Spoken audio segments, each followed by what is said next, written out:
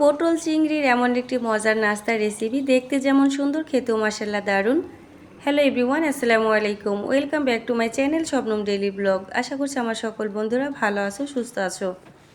আলহামদুলিল্লাহ আমিও ভালো আছি। আজকে তোমাদের মাঝে শেয়ার করব চিংড়ি দিয়ে পটলের দুর্দান্ত এক নাস্তার রেসিপি। তো এখানে দেখো বন্ধুরা, কিছুটা চিংড়ি নিয়েছি। প্রথমে হচ্ছে একটা কাঁচির সাহায্যে চিংড়ির লেজ মাথা ফেলে দেব, পরিষ্কার করে নেব। এতটাই মজাদার এই নাস্তার রেসিপি, এটা নাস্তা হিসেবেও খেতে পারবে এবং ভাতের সঙ্গেও জমে যাবে। তো যতটুকু চিংড়ি আমার প্রয়োজন বেছে নেওয়া হয়ে গেছে। এবার হচ্ছে শিলপাটায় বেটে নেব, একদম মিহি করে একটা পেস্ট তৈরি করে নেব। সকল বন্ধুদের প্রতি অনুরোধ থাকবে, সবাই ভিডিওর শুরুতে একটা লাইক দিয়ে পুরো ভিডিওটুকু কন্টিনিউ করবে। আশা করছি সবার কাছে অনেক বেশি ভালো লাগবে। আর যে সকল নতুন বন্ধুরা ফার্স্ট টাইম আমার চ্যানেলে ভিজিট করেছো, আমার ভিডিওর কোনো অংশ যদি ভালো লেগে থাকে তাহলে চ্যানেলটাকে সাবস্ক্রাইব করে পাশে থাকা বেল অপশনটি অন করে নেবে। পরবর্তী রেসিপি দ্রুত তোমাদের কাছে পৌঁছে যাবে। তোমরা তোমাদের সময় সুযোগ বুঝে ভিডিওগুলো দেখে নিতে পারবে। এই যে একদম মিহি করে বেটে নেওয়া হয়ে গেছে, এবার তুলে নিচ্ছি। যেহেতু পটলের সঙ্গে চিংড়ি মাছটা ব্যবহার করব, এজন্য হচ্ছে এখানে একটা রসুন নিয়ে নিয়েছি, রসুনটাকেও বেটে নিচ্ছি। রসুন দেবার কারণে এই নাস্তা থেকে সুন্দর একটি ফ্লেভার আসবে, খেতেও ভালো লাগবে। অল্প উপকরণ দিয়ে সহজভাবে মজাদার এই নাস্তাটি তৈরি করা যায়। তো এবারে এই যে পটল নিয়েছি, পটলটাকে হালকা একটু উপরের আবরণটা ঘষে ফেলে তারপরে হচ্ছে সবুজ অংশ কিছুটা ফেলে দেব। তো কিভাবে ফেলে নিয়েছি তোমাদেরকে দেখাচ্ছি। উপরের সবুজ আবরণটা সম্পূর্ণ ফেলে দেওয়া যাবে না, মাঝে মাঝে ফেলে দিতে হবে, আবার মাঝখানে সবুজ অংশটাকে রেখে দিতে হবে। তো বটির সাহায্যে এই কাজটা আমি করে নিয়েছি, তোমরা চাইলে ছুরি বা চাকু দিয়েও করে নিতে পারো। একইভাবে সম্পূর্ণ পটলের উপরের সবুজ অংশ কিছুটা ফেলে দিয়েছি। এবার এই পটলটাকে ঝুরি ঝুরি করে কেটে নেব। তো কিভাবে কেটে নিয়েছি অবশ্যই দেখে বুঝতে পারবে। যে পটলটা হচ্ছে একটু মোটা সেটাকে হচ্ছে 4 ভাগে ভাগ করে কেটে নেব, আর যেটা হচ্ছে একটু চিকন সেটা হচ্ছে 3 ভাগে কেটে নেব। তবে একদম পটলের শুরু থেকে শেষ পর্যন্ত কেটে নেওয়া যাবে না, কিছুটা জায়গা হচ্ছে আস্ত রেখে দিতে হবে, না হলে হচ্ছে এটা যখন ভেজে নেব তখন হচ্ছে খুলে খুলে যাবে।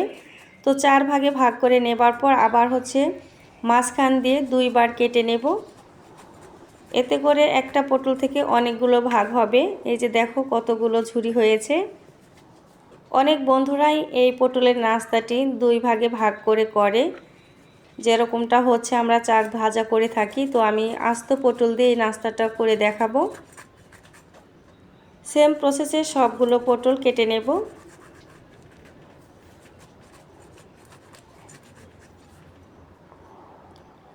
এই পর্যায়ে পটলগুলো কিন্তু অনেকটাই শক্ত মুসমুসে, এজন্য সাবধানে ধীরে ধীরে কেটে নিতে হবে, যেন কোনো ঝুরি অংশটা কেটে পড়ে না যায়।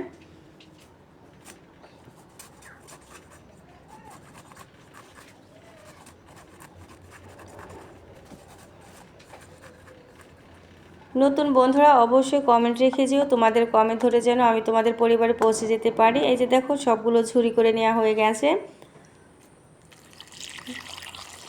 এবার পানি দিয়ে ভালোভাবে ধুয়ে নেব। তোমরা চাইলে পটলের ভেতরের বিচিটাকে ফেলে দিতে পারো। তো আমি কিছুটা ফেলে দিয়েছি, আবার কিছুটা রেখে দিয়েছি।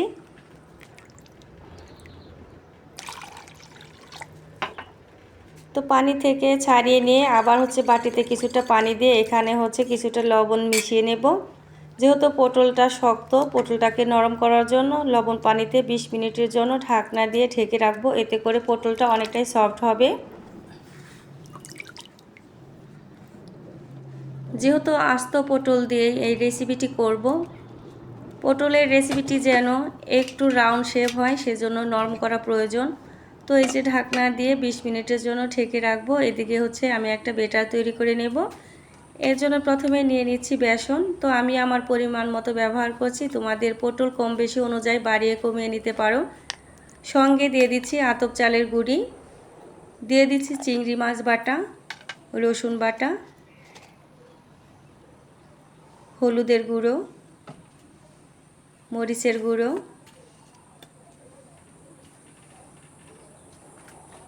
ভাজা জিরের গুঁড়ো, স্বাদ মতো লবণ। এবার একটু মিশিয়ে নিয়ে নর্মাল অল্প অল্প পানি দিয়ে একটি ব্যাটার তৈরি করে নিতে হবে। একসঙ্গে পানি দিলে হয়তো ব্যাটারটা পাতলা হতে পারে, যেহেতু এই ব্যাটারটা ঘনত্ব একটি ব্যাটার হবে, এই জন্য হচ্ছে এখানে আমি 2-3 বার পানি ব্যবহার করব। তো একটু একটু করে পানি দেব, ভালো করে মিক্স করে নেব, আবার প্রয়োজন অনুযায়ী আবার পানি ব্যবহার করব।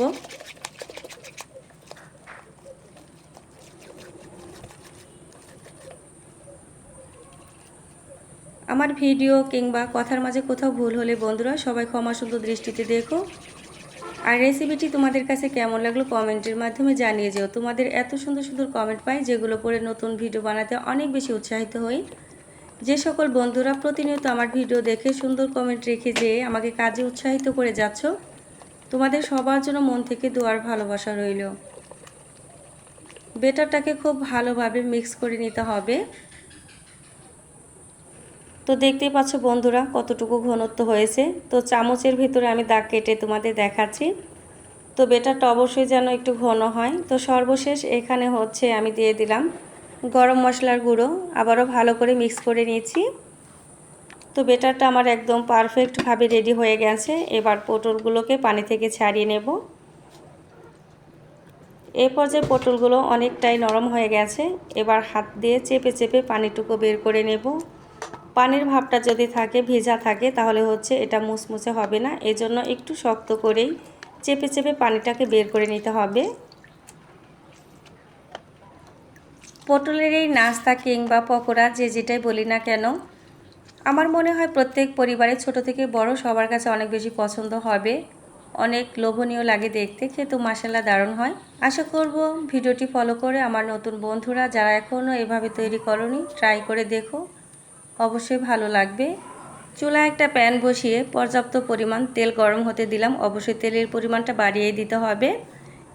তেলটা গরম হতে থাক, এদিকে পটলগুলো ব্যাটারের ভেতরে দিয়ে উল্টে পাল্টে ভালো করে মিশিয়ে নিচ্ছি।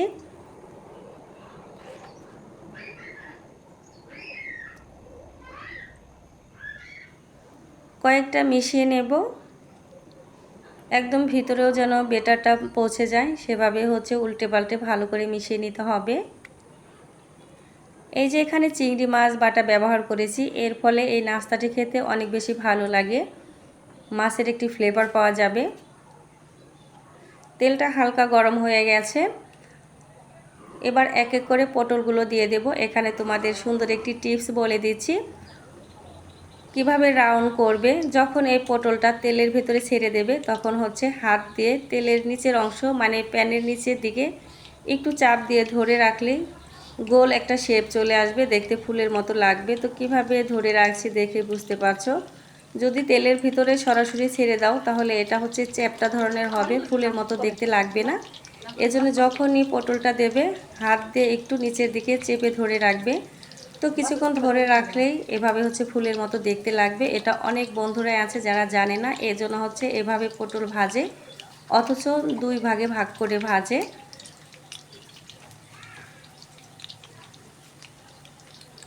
তো কিছুক্ষণ এভাবে তেলে ভেজে নিচ্ছি। অবশ্যই ভেজে নেবার সময় চুলার হিটটা একটু নর্মালি রাখতে হবে। এবার একটা চামচের সাহায্যে গরম তেল প্রত্যেক পটলের উপর দিয়ে দেব। এতে করে এই যে ব্যাটারটা আছে এটা শক্ত হয়ে যাবে, সেট হয়ে যাবে। যখন এটাকে ঘুরিয়ে ফিরিয়ে ভেজে নেব তখন হচ্ছে ব্যাটারটা আর খুলে যাবে না। তো কিছুক্ষণ ভেজে নেবার পর এবার হচ্ছে সাইড করে নিচ্ছি, উল্টে পাল্টে ভেজে নেব। একটু সময় নিয়ে ধীরে ধীরে ভেজে নিতে হবে, কারণ হচ্ছে এটা যেহেতু দেখতে ফুলের মতো অনেকটা ব্যাটার ভিতরের দিকেও আছে, ভিতরটাও যেন মুচমুচে হয়। এজন্য হচ্ছে একটু সময় নিয়ে ধীরে ধীরে ভেজে নিতে হবে।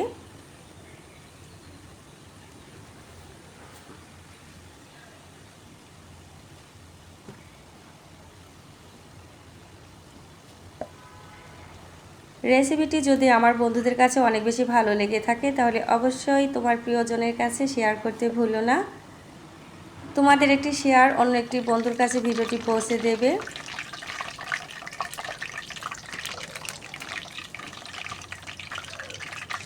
এই যে 4টা পটল ভেজে নেওয়া হয়ে গেছে, তেল থেকে ছাড়িয়ে নিচ্ছি। এবার একইভাবে বাকিগুলো ভেজে নেব।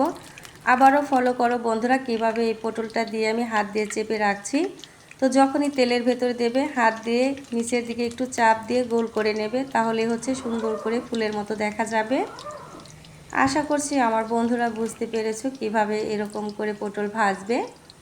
তো আমি সব সময় তোমাদের মাঝে সহজভাবে সুন্দর করে রেসিপি শেয়ার করার চেষ্টা করি।